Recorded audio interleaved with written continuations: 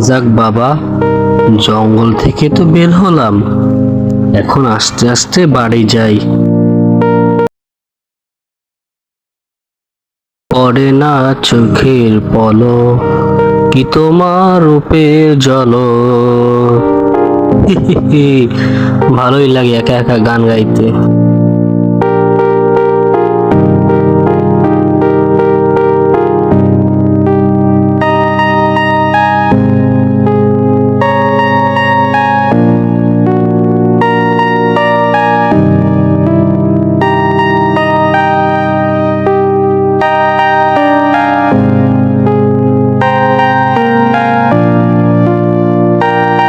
গিন্নি, কিছু কি খাবার আছে?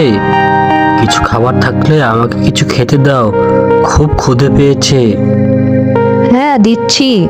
তুমি হাত মুখ ধুয়ে আসো তো, আমি সবকিছু বেড়ে রাখছি।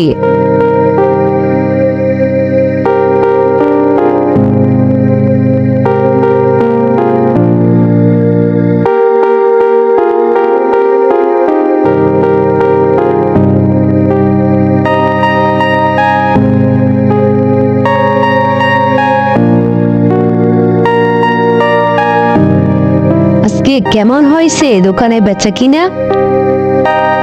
দেখে তো মনে হয় ভালো হয় না তেমন একটা। মনটা খুবই খারাপ দেখে মনে হচ্ছে। আর বইলো না, আজকে যে অবস্থা, সবকিছুর দাম কমে গেছে, জিনিসপত্রের তেমন লাভ নেই, তারপরও কোনো কাস্টমার আসে না। আগে যে দাম ছিল এখন সেই দাম কিছুই নেই। কি করব বলো? ওহ, এই ব্যাপার। শোনো, কালকে বাজার থেকে মুরগি নিয়ে আসবা, মনে থাকে জানো।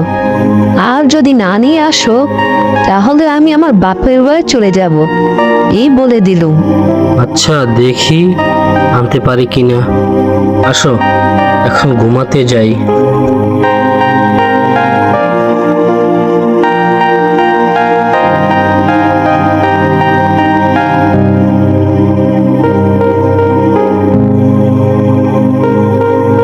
আচ্ছা গিন্নি, আমি দোকানে থেকে গেলাম। আজকে সকাল সকাল দোকানটা খুলবো। দুপুরে মনে হয় আসবো না। তুমি দুপুরে খাবারটা কারো কাছে পাঠিয়ে দিও। আমি গেলাম গিন্নি।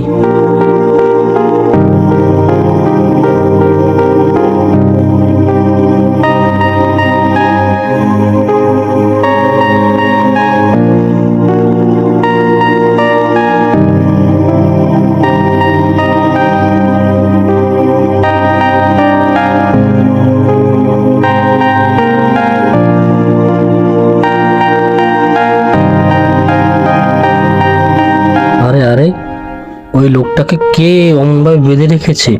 যাই সামনে দিয়ে জিজ্ঞাসা করি কি হয়েছে তার।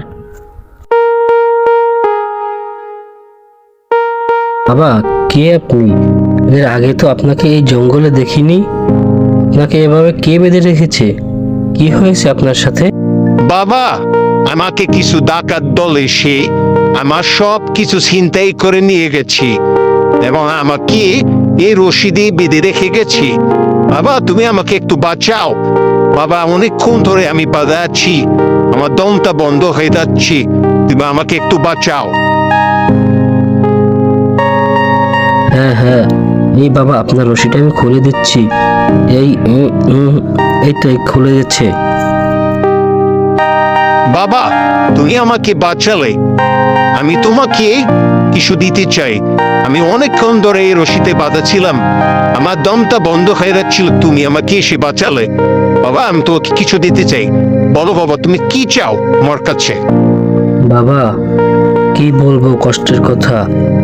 আমার বউ ধরেছে বায়না, সে যে আর কিছুই খেতে চায় না। সে বলে দিয়েছে আজকে যদি তার জন্য মুরগি না নিয়ে যাই তাহলে সে কিনে তার বাপের বাড়ি চলে যাবে। এখন আমি কি করব বাবা বলেন? ওহ, এই ব্যাপার। আরে, এটা কোনো সমস্যা হলো? শোনো, তুমি এখন বাড়িতে যাবে। বাড়িতে গেলে তুমি তোমার উঠানে যে পেয়ারা গাছটা দেখতেছো, ওই পেয়ারা গাছটায় অনেকগুলো মুরগি পাবে। ওই মুরগি তুমি কখনো শেষ করতে পারবে না। যখন মন চায় তখন তুমি ওই মুরগি চিড়ে চিড়ে খেতে পারবে এবং তোমার বউ ওই মুরগিদের রোস্ট খেতে পারবে।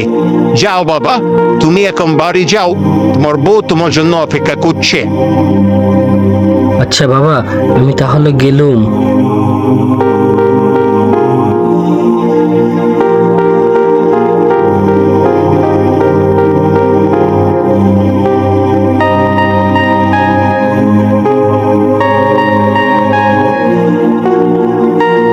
বাহ, তুমি এসে পড়েছো, ভালোই হলো।